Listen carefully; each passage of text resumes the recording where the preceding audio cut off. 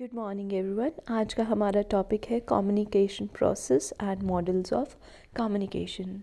जैसा कि हमने पहले पढ़ा है कि कम्युनिकेशन क्या होता है। ये ऐसा प्रोसेस है जिसमें क्या किया जाता है, verbal and non verbal messages को ट्रांसमिट और रिसीव किया जाता है। मतलब यहाँ पे हम मैसेजेस सेंड भी करेंगे और रिसीव भी करेंगे। आज हम फोकस करेंगे कि प्रोसेस क्या रहता है कम्युनिकेशन का।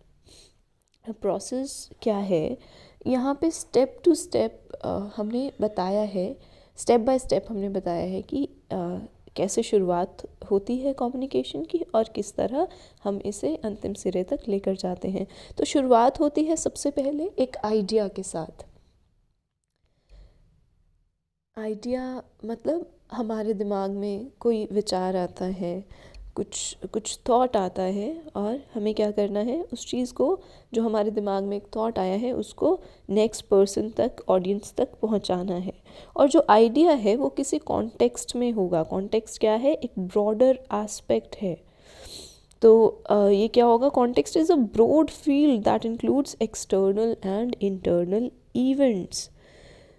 तो हर एक बिजनेस ऑर्गेनाइजेशन में क्या होता है, इसकी अपनी प्रोसीडिंग होती है, अपनी कम्युनिकेशन इन्फॉर्मेशन होती है और उसके अकॉर्डिंग क्या होता है, आप फर्दर एक स्टेप पे और जाते हो। अब क्या है, एक पर्सन है जिसे हम सेंडर कहेंगे। सेंडर वही पर्सन है जिसके दिमाग में आइडिया आया था।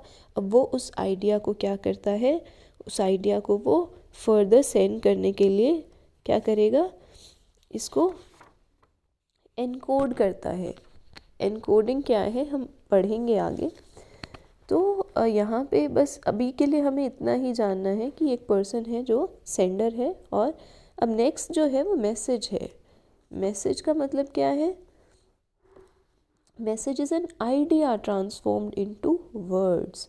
The message can be expressed in different ways depending upon subject, purpose, audience और स्पीकिंग स्टाइल और पर्सनल स्टाइल। अब हम आते हैं एनकोडिंग पे। एनकोडिंग क्या है, इसमें जैसे ही मैसेज आया, आपके माइंड में एक आइडिया आया, जैसे कि आपने मैसेज बनाया, तो अब उस आइडिया को आप क्या करेंगे, उसको किसी वर्ड फॉर्मेट में या किसी सिंबल के फॉर्म में या किसी पिक्चर के फॉर्म में आप उसको रेडी करेंगे। मतलब उस आइडिया को you will convert to words and this process is called encoding. Encoding normally is not a deliberate process. मतलब this happens naturally. You do not have to put in any special efforts for this to happen. So next what happens is, now we have medium or channel. Medium or channel is the method and means by which a message is transmitted by a sender to the receiver. अब receiver कौन है, receiver is a person or a group of organization that receives the message. और receiver ही ऐसा person है जो क्या करेगा, decode भी करेगा और feedback भी देगा। तो अब डिकोडिंग क्या है, एक ऐसी मेंटल प्रोसेस है जिसमें क्या होता है, जो मैसेज हमें रिसीव हुआ है हम उसमें से मीनिंग्स ड्रॉ करेंगे, उसमें से उसको अंडरस्टैंड करेंगे, उसे समझेंगे। अब फिर फीडबैक दिया जाएगा। फीडबैक का मतलब क्या है, एक रिस्पॉन्स है, receiver's response to the message. Feedback is the final link in the communication process and feedback is both verbal and non-verbal. Feedback can also be in the form of a smile or a simple nod. For example, you say yes or no, that also counts as a feedback sometimes. Now next we come to models of communication. So what all are models of communication? इसमें हम कुछ एक models पढ़ेंगे। Majorly 4-5 models हैं communication के। जो पहला model है वो है Shannon Weaver model. Shannon Weaver model क्या है, ये दिया गया था क्लॉड शैनन के द्वारा in the year 1949, who was an electrical engineer. और शैनन वीवर ने क्या किया, बहुत सिंपल तरीके से कम्युनिकेशन के प्रोसेस को एक्सप्लेन किया। उन्होंने कहा सबसे पहले एक इन्फॉर्मेशन का सोर्स है। सोर्स है मतलब ये वो सोर्स एक ऐसी जगह है जहाँ से क्या होता है, मैसेज ओरिजिनेट होता है, जहाँ से मैसेज उत्पन्न होता है। It is the beginning of communication process.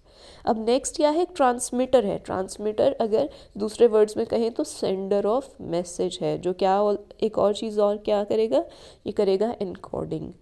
और एनकोडिंग के बाद नेक्स्ट आ जाता है message. It is the information passing between sender and receiver as we have already started. Now comes noise source, this is new to us. Noise source का मतलब क्या है कि कोई भी पोटेंशियल डिस्टर्बेंस है या कोई भी डिस्टोर्शन है, कोई भी प्रॉब्लम जो आ रही है बैकग्राउंड में या मैसेज को ट्रांसमिट करने में, दैट इज़ नॉइज सोर्स। और उसके बाद रिसीवर है। रिसीवर वो पर्सन है to whom the information is sent, and next is destination. Destination is end of communication process.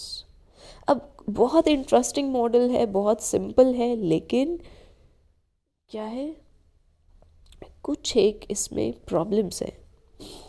Problems क्या है कि ये समटाइम्स सिमेंटिक्स को कवर नहीं करता। और इसके एडवांटेजेस क्या है, एडवांटेजेस है कि ये सिंपल है, हर जगह अप्लाई हो जाता है, और ह्यूमन कम्युनिकेशन से ही अपने अपने कॉन्सेप्ट्स को इसने ड्रॉ किया है। अब नेक्स्ट आता है मर्फीज़ मॉडल। मर्फीज़ मॉडल जो है ये 3 राइटर्स ने दिया था। एक थे M.A. मर्फी, दूसरे थे H.W. हिल्डब्रांडेड एंड तीसरे थे J.P. थॉमस। तो इस मॉडल के हिसाब से 6 कंपोनेंट्स हैं कम्युनिकेशन के। सबसे पहला जो कंपोनेंट है उसे हम कहेंगे कॉन्टेक्स्ट।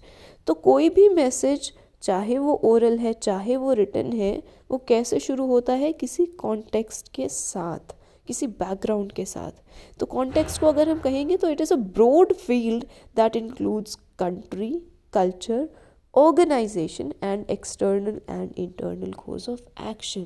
अब क्या है, अब सेंडर और एनकोडर है। सेंडर और encoder is one and the same person.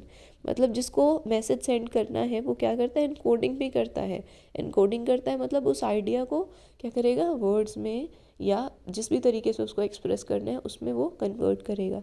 Next is the medium. Medium क्या है, ऐसा चैनल है जिसके द्वारा मैसेज जो है वो भेजा जा रहा है, और वो चैनल मेल भी हो सकता है, साउंड भी हो सकता है, जेस्चर्स भी हो सकता है।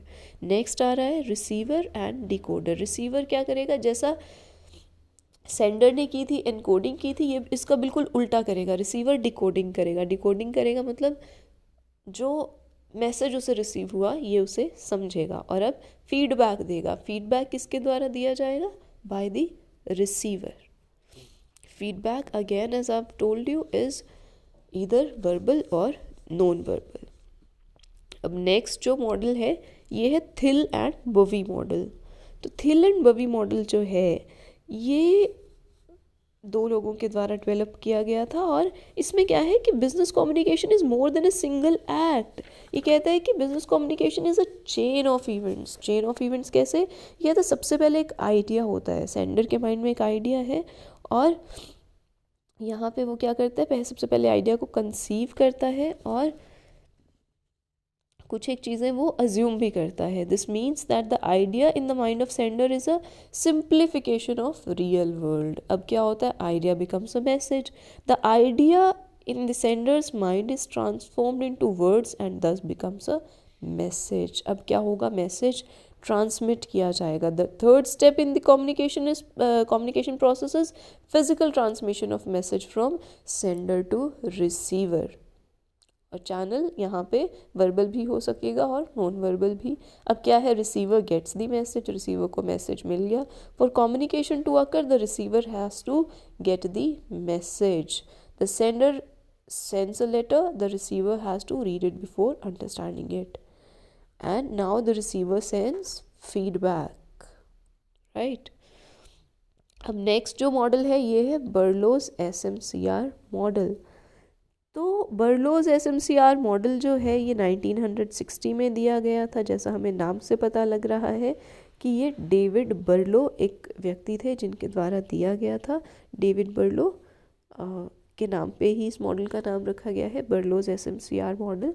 यहाँ पे SMCR का मतलब क्या है, मतलब है S से है सोर्स, सोर्स के बाद फिर है मैसेज, फिर है चैनल और फिर है रिसीवर। सोर्स सबसे पहले क्या है? सोर्स ऐसा एक पर्सन है, जैसा मैंने पहले बताया, उसके पास कोई कम्युनिकेशन स्किल्स होनी चाहिए, नॉलेज होनी चाहिए, वो एक सोशल सिस्टम का पार्ट है, एक कल्चर का पार्ट है और सर्टेन वो एटीट्यूड्स एंड बिलीव्स में रहा है। तो अब यहाँ पे क्या होता है? Communication skill allows to encode और decode the idea and thoughts. Different cultures or social systems communicate differently. They determine word choices and meanings associated with certain words or gestures. अब नेक्स्ट मैसेज आता है। Message में क्या है? सबसे पहले content है। कंटेंट मतलब मैटर है, कोई आपके पास कुछ कंटेंट है, मतलब कोई आप कुछ एक चीज़ें हैं या कुछ एक बिलीव्स आइडियाज़ हैं, कोई स्क्रिप्ट है आपके पास जिसको लेके आप पूरा ये कम्युनिकेशन का प्रोसेस क्या कर रहे हैं, इसको कर रहे हैं। नेक्स्ट एलिमेंट्स हैं। एलिमेंट्स क्या हैं? कोई एक्सप्रेशंस, कोई जेस्चर्स।